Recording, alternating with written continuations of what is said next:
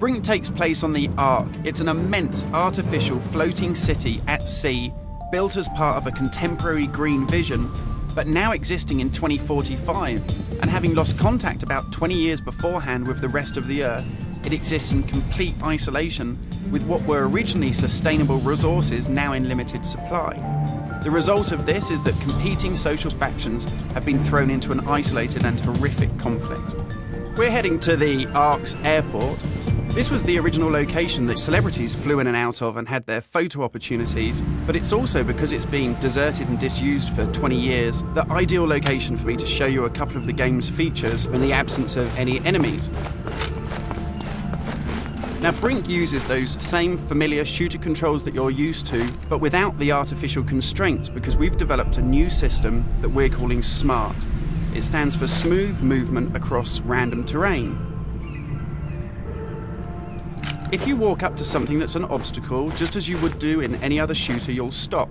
But if you want to try and indicate to the game that you want to get somewhere as quickly as possible, using this SMART button, you're able to vault, mantle, and climb with ease. And this is a cool system for helping you navigate through the game, but it's not an autopilot. You don't enter a canned animation that you can't get out of. It's great for advanced players too.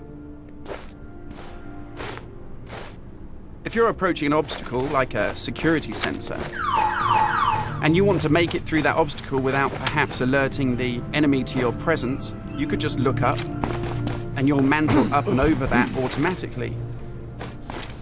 And by the same token, if you use your same SMART button just running towards something and looking down, you'll indicate to the game that you're able to slide under something. And this is really important because in Brink, we want you to be able to make tactical decisions about where you go and how you play. It's not a rail shooter where you're on a kind of minecart witnessing canned cinematics. And that's important too, because in Brink, irrespective of whether you play offline or online, you can create a cool identity for yourself that really reflects how you want to play the game.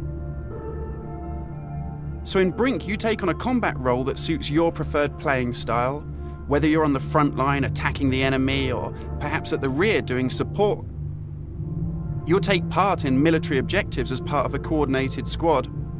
And when you complete these successfully, you'll earn experience points that allow you to unlock cool upgrades for your weapons, really cool abilities that suit the way that you want to play, and also cool outfits that reflect what a badass you are.